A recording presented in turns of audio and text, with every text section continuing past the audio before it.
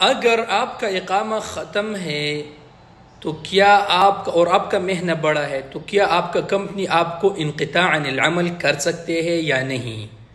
اس سوال کا جواب آج کے اس ویڈیو میں، بس آپ دوستوں سے چھوٹا سا ریکویسٹ ہے کہ ویڈیو کو پورا دیکھیے۔ بسم اللہ الرحمن الرحیم۔ دیکھیے دوستو، اکثر دوست اس غلط فہمی کے شکار ہوتے ہیں کہ اگر میرے کمپنی میں اقامہ میرا ایکسپائر ہوا، کمپنی ٹرانسفر نہیں دے رہا ہے، وہاں کنٹریکٹ میں مسئلہ ہے کہ وہاں پر کنٹریکٹ رجسٹرڈ نہیں ہے، یہ وہ سارے قصے ہوتے ہیں، سمجھ اس کو نہیں آ رہا ہے۔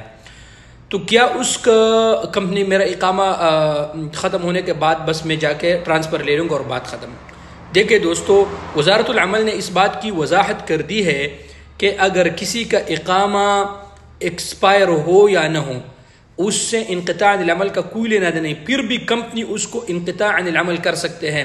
اور انقطاع عن العمل کا مطلب یہ ہے کہ وہ آپ کو 60 دن کے مہلت دیتے ہیں، اور پھر میں اس پہ انشاءاللہ تفصیل سے کل میں ایک ویڈیو بناؤں گا کہ اگر کمپنی آپ کو انقطاع عن العمل کرے تو آپ خروج نہائی کیسے جائیں یا آپ ٹرانسفر کیسے لے لیں۔ تو اکثر لوگ اس غلط فہمی کا شکار ہوتے ہیں۔ آپ لوگ اس بات کا خیال رکھیے کہ اگر آپ کا اقامہ ایکسپائر ہو جائے تو جلد از جلد آپ لوگ ٹرانسفر لے لیں کسی دوسری جگہ پہ۔